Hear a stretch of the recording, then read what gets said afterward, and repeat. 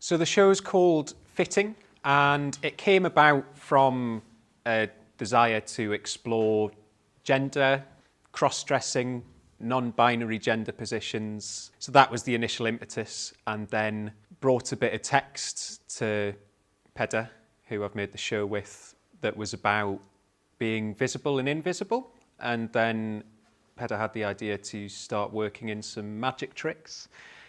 So then the show kind of started to become a magic show as well. So it's a bit of a spoken word show. It's a bit of a theatre show. It's a show about cross-dressing. It's got a bit of glamour in it, and it's a bit of a magic show. It's trying to create a voice for a middle space. The first show that me and Peader made together, Sticking, was about moving away from home, but was kind of also about bisexuality. So following on from that, not to equate sexuality with gender, but similarly kind of exploring a middle ground between binaries. And so I think hopefully the takeaway would be a voice from that space, and a recognition of the validity of that space, and just a prompt to kind of think about how we're all performing, and the performance of gender generally, and how that kind of relates to other aspects of life. It's trying to broaden it beyond my own experience. One of them, the first other voice you hear, is Judith Butler, a prominent gender theorist, and that was a YouTube video of her talking about gender as performative. The second clip was something that Peader found, a story by a woman called Paige, that just seemed to so closely fit kind of some of my feelings around this, and then fit with the show. It kind of felt like having these other voices and these other viewpoints and textures in play kind of allowed us to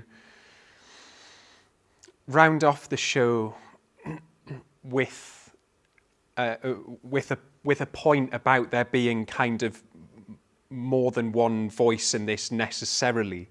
Despite it being a solo show, it allowed us to kind of open into the idea that there are lots of different voices on this issue.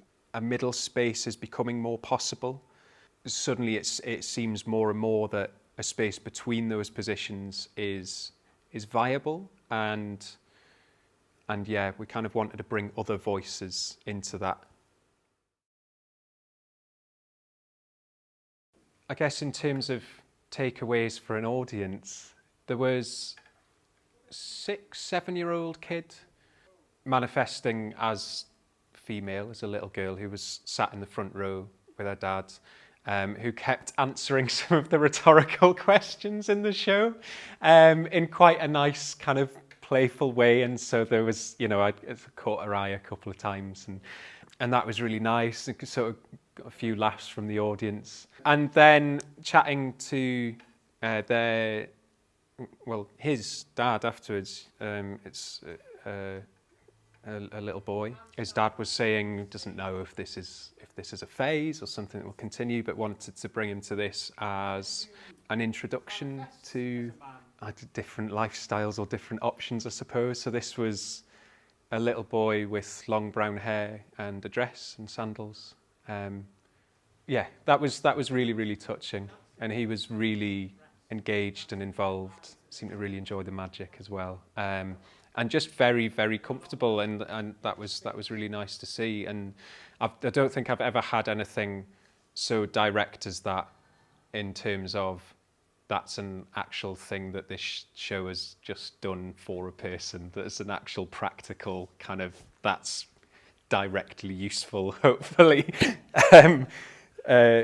Certainly for his dad, seemed to be like, oh, I can bring him to this, and that can be an introduction to some of those things. So that was lovely, and he was a lovely kid.